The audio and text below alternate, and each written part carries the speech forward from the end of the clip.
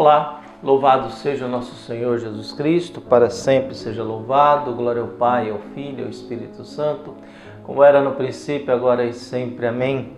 Queridos irmãos e irmãs, paroquianos da nossa paróquia, Nossa Senhora da Abadia, Diocese de Cristalândia, aqui em Lagoa da Confusão, graça e paz, unidos na fé nesse dia 26 de abril de 2024, nessa sexta-feira da quarta semana da Páscoa, abrimos o nosso coração para ouvir o Evangelho de João, capítulo 14, versículos de 1 a 6.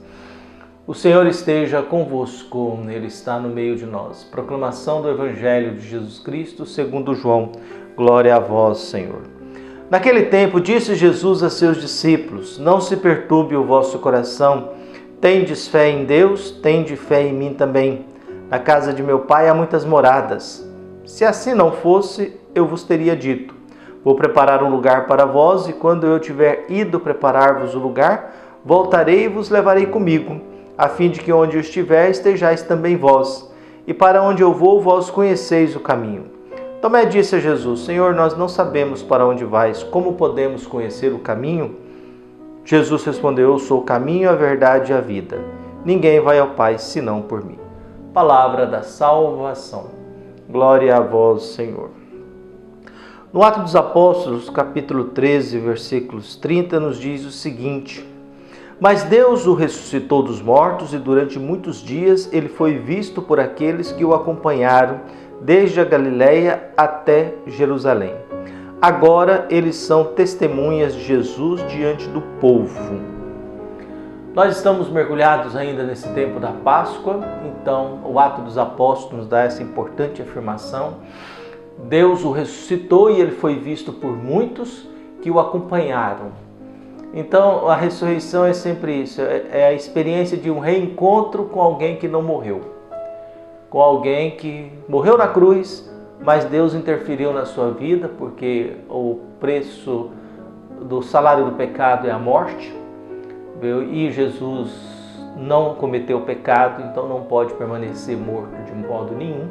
E Deus tem que resolver essa situação e o ressuscita e permite que ele volte e se encontre com os seus, com aqueles que o acompanharam. E aqueles que o acompanharam reconhecem que naquele encontro eles estão diante do Senhor. É o que João diz: é o Senhor, Pedro. É o Senhor, Pedro. Então o que nós temos? O Evangelho de João já nos traz capítulo 14, há um longo discurso de Jesus do capítulo 13 até o 17. É o discurso de despedida de Jesus no contexto de Santa Ceia, num contexto eucarístico. Só que João não fala da consagração da Eucaristia, mas fala do lava-pés. Fala do ato de Jesus de lavar os pés dos seus discípulos. Há antes uma informação: um vai me trair e o outro negar. Diante dessas informações dadas por Jesus, da traição e da negação, há um desconforto, um isolamento, uma crise, uma desmotivação da comunidade. A comunidade da Santa Ceia agora se assusta, porque dois são traidores. Judas trai em gestos e Pedro trai em palavras. E como nós ficaremos? Diante dessa situação, Jesus faz esse discurso que está no capítulo 14. Não perturbeis o vosso coração, credes em Deus, credes em mim também, na casa do meu Pai há muitas moradas. O que Jesus está querendo dizer que é uma promessa dele de que há um espaço, um lugar, há uma vida na casa do Pai para nós. Há uma continuação da história da vida humana na casa de Deus. Então não precisamos perturbar o nosso coração. Todos nós vamos caminhar para a experiência da morte, de um modo ou de outro. O importante é que se eu chego lá com fé na casa, de que há um espaço na casa do meu Pai.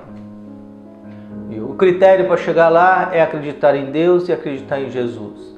Não perturbeis o vosso coração. A gente vive com o coração perturbado. Constantemente estamos perturbados por muitas coisas. Constantemente a gente vive preocupado com os acontecimentos, preocupados com aquilo que tem que fazer, preocupados com a agenda, preocupados com as tarefas, preocupados com o funcionamento, com as contas. A gente vive com preocupação constante. E aí Jesus pede para a gente acalmar um pouco o nosso coração e manter a fé nele, em Deus, porque na casa do meu Pai há muitas moradas. E ainda Jesus insiste, e é verdade, porque se não fosse eu vos teria dito. Eu vou e vou preparar lugar, depois eu voltarei e levarei vocês para que a gente esteja juntos. Então Jesus está fazendo uma promessa para os seus de que a união da fé faz com que a gente ultrapasse a morte.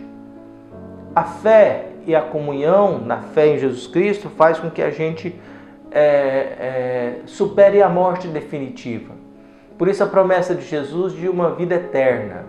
Vida eterna é viver de tal modo aqui que a minha fé em Deus, em Jesus Cristo, faça que quando eu tiver que dar o último suspiro aqui, eu estou em paz e movido pela esperança e pela fé de que há um lugar para mim na casa de Deus.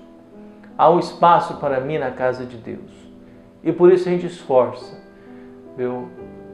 A gente pode até dizer que a gente não acredita em Deus. É uma liberdade. Viu? A gente tem a liberdade de acreditar ou não acreditar em Deus. Mas é preciso ter muita coragem de dizer que Deus não existe. Que toda essa história da religião é balela, que toda essa história da religião é invenção do imaginário humano. De que tudo aquilo que a humanidade viveu, de Abraão até hoje, é fruto da nossa imaginação. É preciso ter muita coragem de desqualificar todo esse passado que nós temos. Viu? É lamentável também que muita gente pensa que a igreja começou com Trento.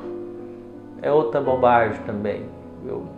É outra ignorância, de que a igreja verdadeira é a igreja conservadora de Trento, que tentou dar uma resposta ao movimento protestante lá pelo século XVI.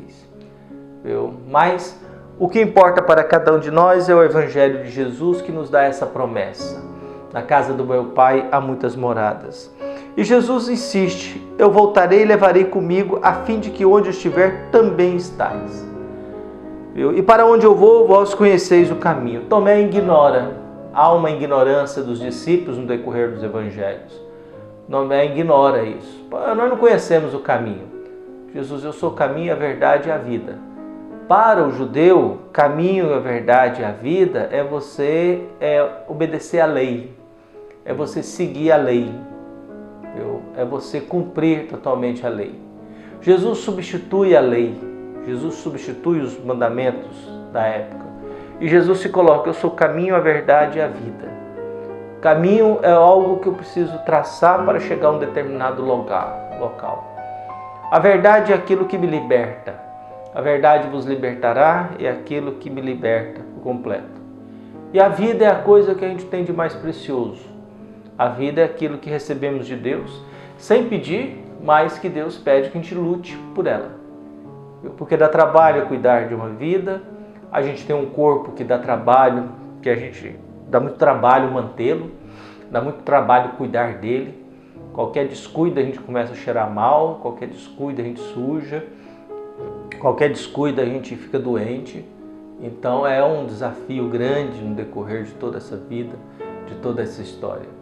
Mas cabe a cada um de nós agradecer a Deus pela experiência que nós temos e manter dentro de nós esse consolo, esse conforto que Jesus nos dá em momentos em que a gente pensa que não vai, em momentos em que a gente pensa que não tem futuro, em momentos em que a gente pensa que as coisas não têm jeito.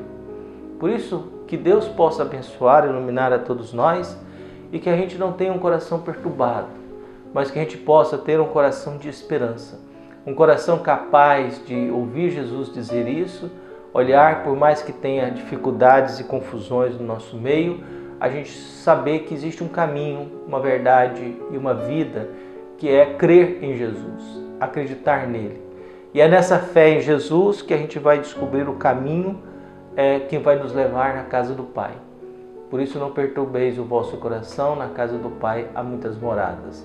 Que a gente possa se alimentar disso, para que a vida não seja vazia, para que a vida não seja pequena, para que a gente não construa uma história que possa envergonhar alguém que amamos, mas que a nossa conduta, o nosso modo de agir, possa dar orgulho e brilho no olhar das pessoas que nos amam, para que Deus possa nos acolher de braços abertos. Um abraço e até mais.